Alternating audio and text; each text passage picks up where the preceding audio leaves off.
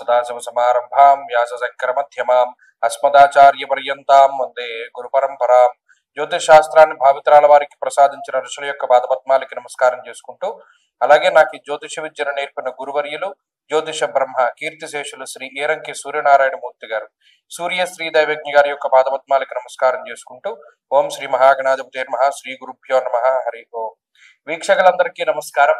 November నెల 9వ తారీఖు లగాయతు November 15వ తారీఖు వరకు ఉండేటువంటి గ్రహగతుల ఆధారంగా ద్వాదశ రాశుల వారికి ఈ వారం ఏ విధమైనటువంటి శుభాశుభ ఫలితాలు కలగబోతూ ఉన్నాయో ఈ కార్యక్రమం ద్వారా తెలుసుకుందాం. అందులో భాగంగా ఈ వారం ఉండేటువంటి గ్రహగతులను గమనిద్దాం. ఈ వారంలో గురుగ్రహం కర్కాటక రాశి యందు సంచారం చేస్తూ ఉన్నారు. సింహమందు కేతువు, తులారాశి యందు రవి శుక్రుల యొక్క సంచారం ఉన్నది. వృశ్చిక రాశి యందు కుజుడు, అలాగే బుధుని యొక్క వక్ర త్యాగము జరుగుతూ ఉన్నది. వక్ర స్థితిలో ఉన్నటువంటి బుధుడు వృశ్చిక రాశి యందు, అలాగే కుంభమందు రాహువు, మీనమందు వక్రించినటువంటి శనేశ్వరుడు. అలాగే ఈ వారంలో ప్రత్యేకించి చంద్రుడు మిథున రాశి లగాయితూ కన్యా రాశి వరకు సంచరించబోతూ ఉన్నారు. ఇటువంటి పరిస్థితుల్లో ద్వాదశ రాశుల వారికి ఏ విధమైనటువంటి ఫలితాలు కలగబోతున్నా తెలుసుకుందాం. అందులో భాగంగా మొదటిది మేషరాశి. మేషరాశి వారికి ఈ వారం సాధారణమైనటువంటి గ్రహస్థితి గోచరిస్తూ ఉన్నది. గత వారంతో పోల్చుకుంటే గ్రహాల యొక్క స్థితిగతుల్లో పెద్ద చెప్పుకోదగ్గ మార్పులు ఏమీ లేవు. కేవలం రాహు చంద్రుల యొక్క అనుకూలత మాత్రమే ముందుకు వెళ్ళవలసినటువంటి పరిస్థితులు ఉన్నాయి. పర్సంటేజ్లో గనక చూసుకుంటే 25% మాత్రమే గ్రహస్థితి మేషరాశి వారికి అనుకూలంగా ఉన్నది.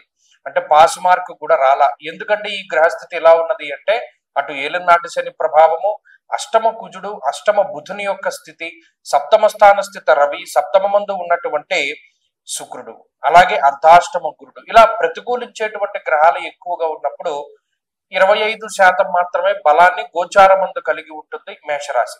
కాబట్టి వీరు చాలా జాగ్రత్తగా వ్యవహరించడం, ముఖ్యంగా కుటుంబ విషయాల పట్ల, ఉద్యోగం పట్ల, వ్యాపారం పట్ల, బంధువర్గం పట్ల చాలా జాగ్రత్తగా వ్యవహరించడం అనేటువంటిది చెప్పదగినటువంటి సూచన.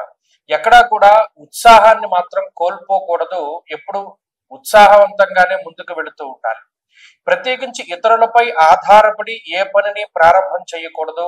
ఏదైనా ఒకటి పని మనం ప్రారంభం చేసినా, లేకపోతే ఏదైనా మనం ముందుకు తీసుకెళ్తూ ఉన్నా, కేవలం మీ సొంత తెలివితేటలు, అలాగే మీ యొక్క శ్రమ, దాని మీద మాత్రమే ఆధారపడి ముందుకు వెళ్ళాలి. కానీ ఎవరో వస్తారు, ఏదో సహాయం చేస్తారు, లేదా మనం ఎవరినో సహాయం అర్థించాం, వాళ్ళు మనకి సకాలంలో సహాయం చేస్తారు అనుకుంటే మాత్రం మీరు ఇబ్బంది పడతారు.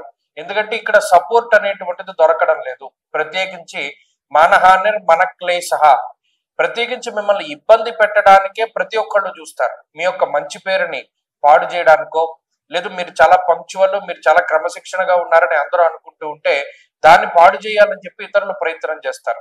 కాబట్టి మీ స్వశక్తి మీద మీరు ఆధారపడి ముందుకెళ్ళండి, ఇతరుల మీద ఆధారపడద్దు.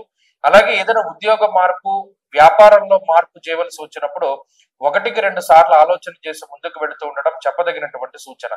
ఈ వారంలో ఉండేటువంటి పరిస్థితులు ప్రధానంగా ఈ వృత్తి ప్రవృత్తుల మీదనే ఎక్కువ ఇంపాక్ట్ చూపిస్తూ ఉన్నాయి. కాబట్టి అందులోనూ ఖర్చు ఎక్కువగా కనబడుతోంది. కాబట్టి కొంత జాగ్రత్త అవసరం. అలాగే బంధుమిత్రులతోటి మాట పట్టింపులు ఉండడానికి కూడా అవకాశాన్ని గ్రహస్థితి ఇస్తుంది.